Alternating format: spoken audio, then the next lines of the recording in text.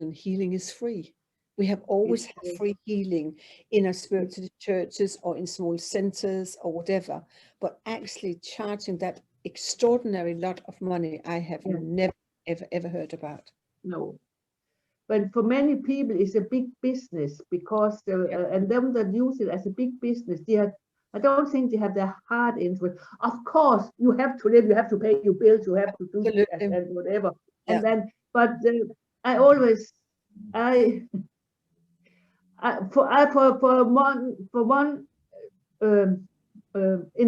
everything I do when I do healing in church or whatever, it's absolutely for free. But if people come to me, I don't take money from the healing. I take for the time I use, and it's about between 20 and 30 pounds. And when people come and they can't give me anything, they are very welcome too. Absolutely. I always say, give and see. You can always bake you a cake or wash your car or cut your gas and whatever. It don't need to be money. No, that's people, and there's one thing more. Even the biggest skeptic, I have never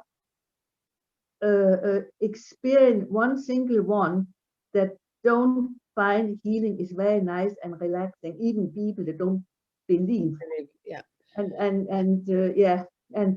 when they say, "Oh, that must be a gift," oh, that is not a gift. I just it's ability. Work from the spirit world. I'm an instrument for them, and that is what it is.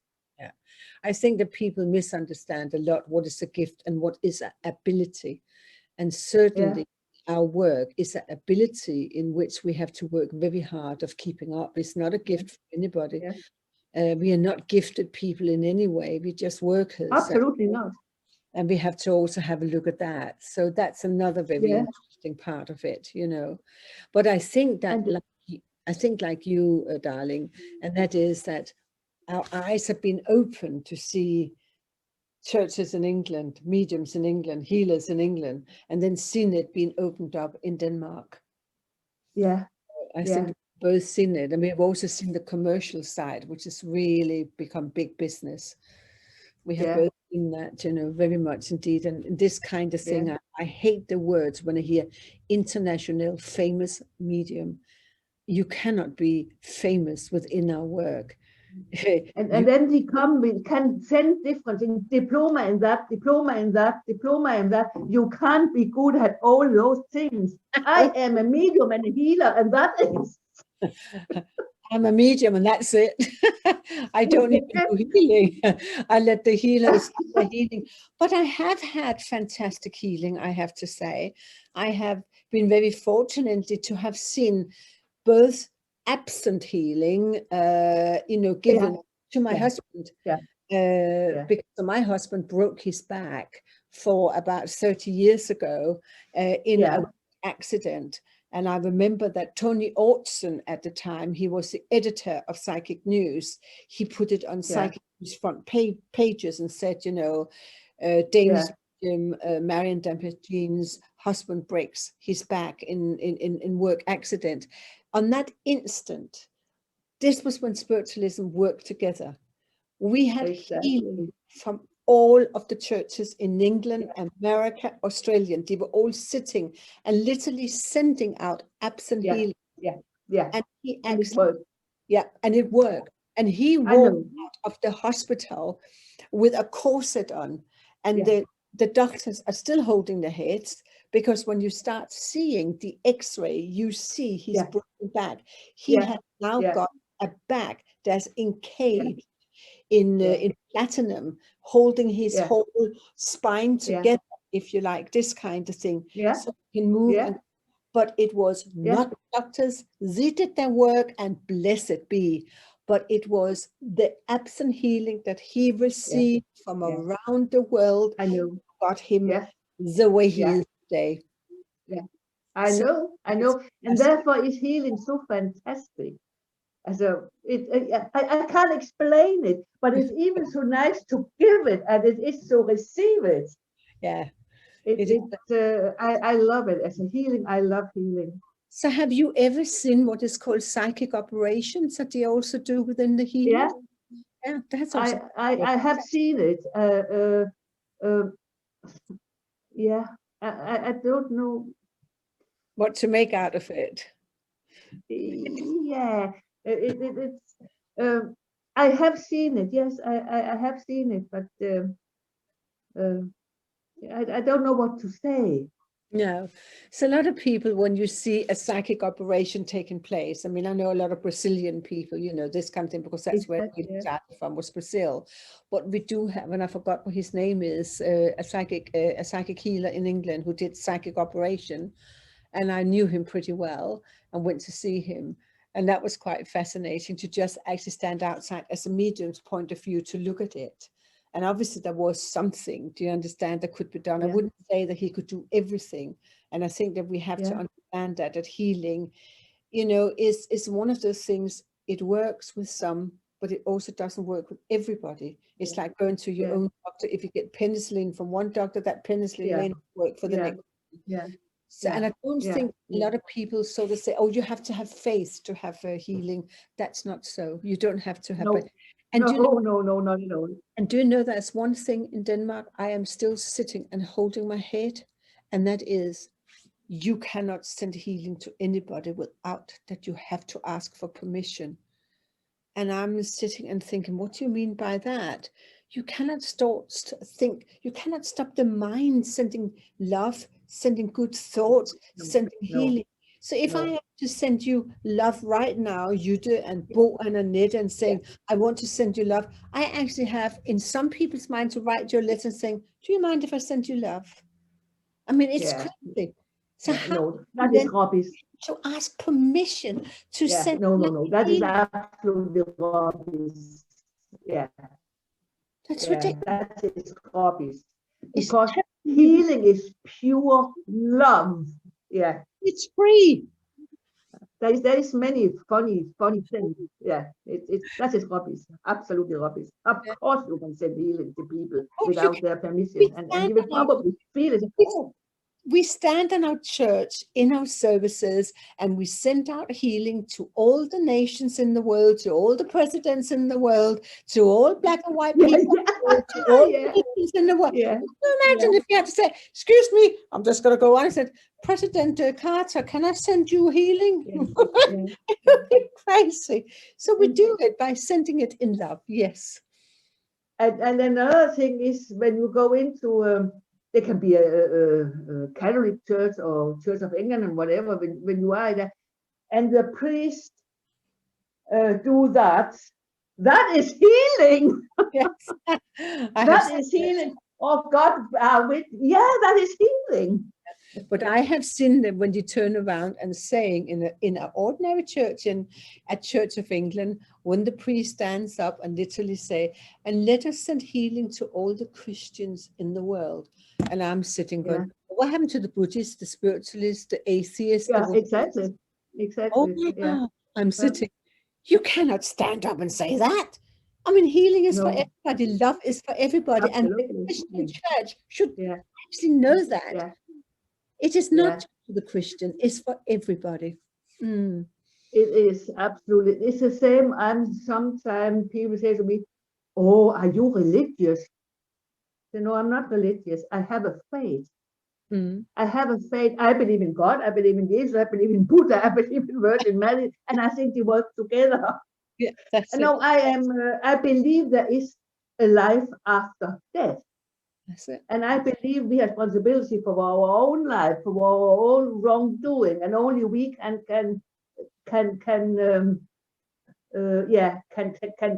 change that.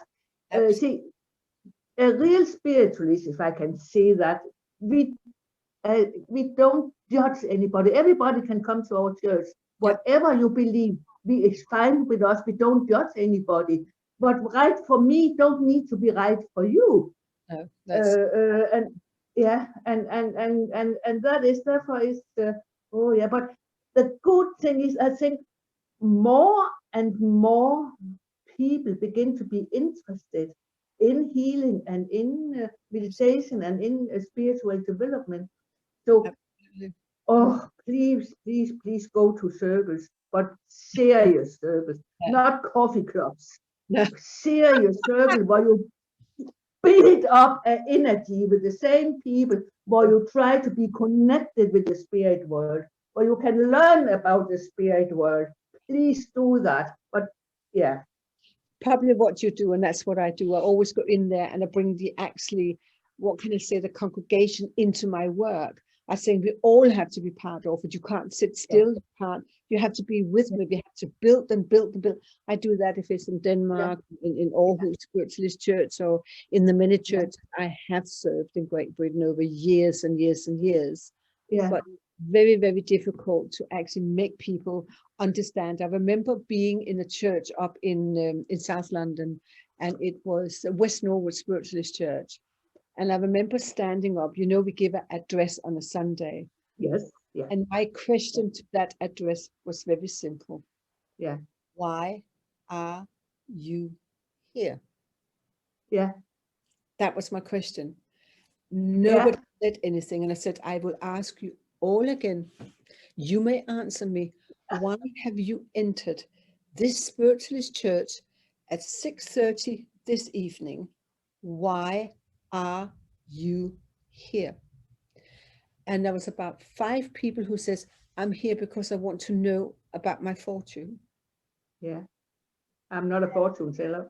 And I just sat and I couldn't believe it. So I actually had to turn around and says, well, a Spiritualist church, if we all go outside and we look on the door, it says Spiritualist Church. I wonder what that means. So this, I tried to explain, it means communication with people from the other side of life. Yeah. That's what that means. And that also happened when I was in a Spiritualist church that was up in North London, in was it Hounslow or somewhere up there in North London, when I was on the platform. And again, I was given a very good service. I was actually speaking Italian, which I cannot speak, but I was giving names and things like that in Italian. When I came back, I heard 4 women standing, talking to each other. One woman said to the other one, strange evening tonight. And the other one said, well, I thought that too. And the third one turned around and said, all she did all evening was talking to the dead. I stood and I hold my head. My husband was there. I walked straight past them, straight like this. I went outside the church. I looked up and I went, Hounslow Spiritualist Church. Yes, I came back in again. And I turned around and I said to them, do you realize that you are in a Spiritualist church? Now that one went around England, what I said, because I brought it up to one of my big meetings with the SNU.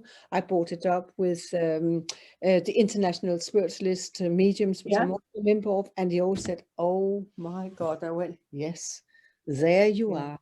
They had no knowledge of what a Spiritualist church really is. That's where it's falling.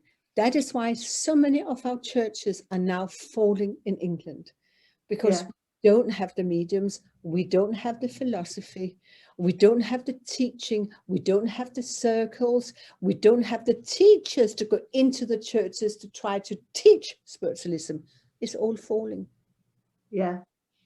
When I have circles, and I have my circles in Denmark, and when I was by Corinthian, I have 2 circles, and I miss it so much that I always speak about the spiritualism, because it's so important for me to, and you say, why are you here? What do you want from a circle? It's so and so and so.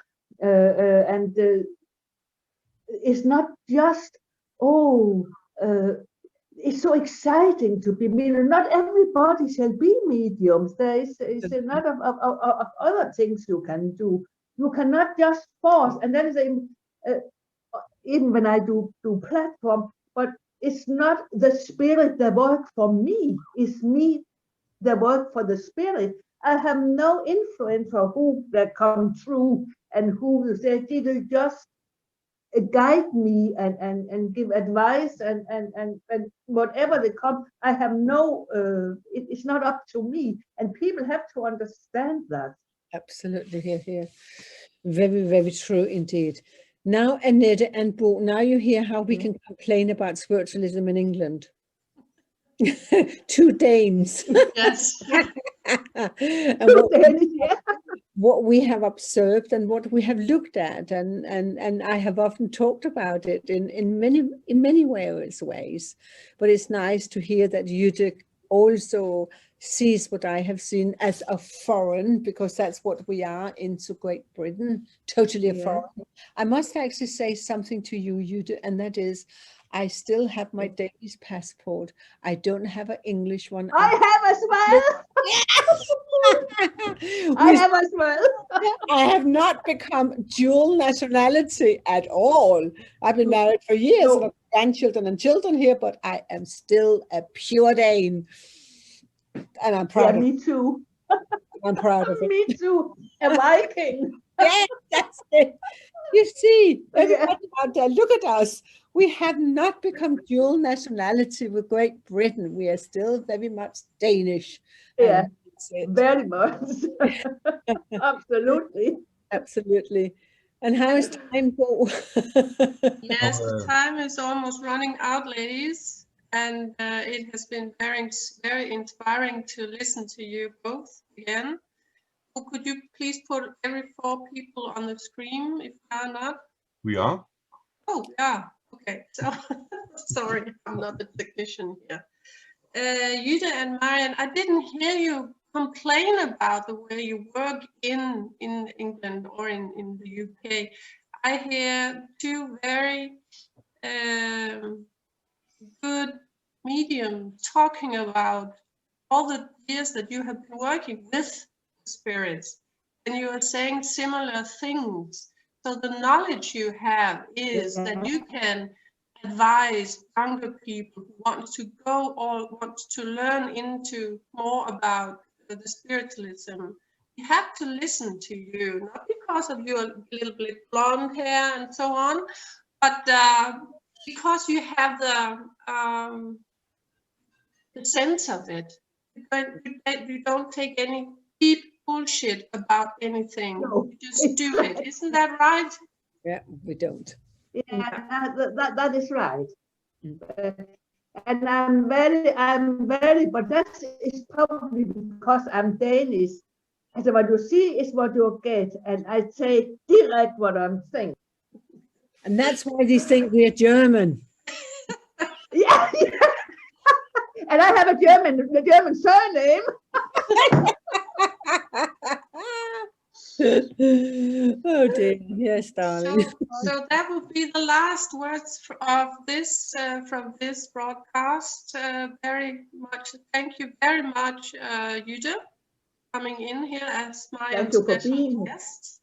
And please stay on. Thank you for inviting me. You're welcome. And we will just talk about a little bit later on. Just hang on, Jytte.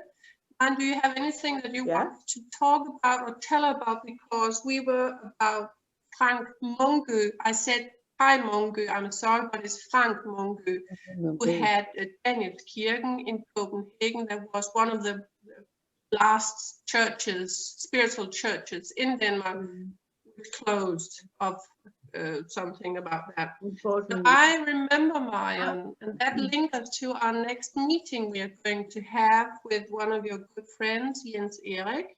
He knows very much about Rimor Lepper. Yeah. And he can tell much about the old Danish spiritual people. But I had an experience with you in Lysets Hus in Aarhus, where we were invited to a circle with a Norwegian physical medium called Anders, where we had EVP, electronic voice phenomena, I think it was, yes. You may correct me, Marion, if it's not, that's not correct. Where Rimor Lepper came through, and you had a conversation with her, and she was talking about, and you were talking with him about Daniel Kirken. And that was so specific. You knew what she was talking about from papers and so on. It was so good. So Rigmor Lepper is one of the persons I hope that Jens Erik will talk about in our next broadcast. I'm pretty sure he will, you know, because of his knowledge, because of being who he is in the Danish University in Copenhagen. He has got the right to look back in time. And also because that I myself had traveled into the States and found the biggest research center in the States for this kind of work, and found a lot of information upon both Rigmor Lepper, Ejner Nielsen, Svend Tjørk, everybody like that, and could sit and read that goes right back 100 years. It was fantastic. So I know that he knows, because I sent a lot to him, so he knows about a lot of the things that is happening. And as I said, you know, all my broadcasts has always been that I wanted to give the Nordic countries a chance to stand up, to be counted, as what it called, around the world about our knowledge, including, we have got Rigmor Lepper, we've got Ejner Nielsen, we've got Svend Tjørk, we've got Anne Malone Rasmussen, we've got many other beautiful Danish or Norwegian or Swedish mediums for that sake. So, yeah. And that's why you came in today, Jytte or Jay, because you also have this old-fashioned mediumship within you. Isn't that correct?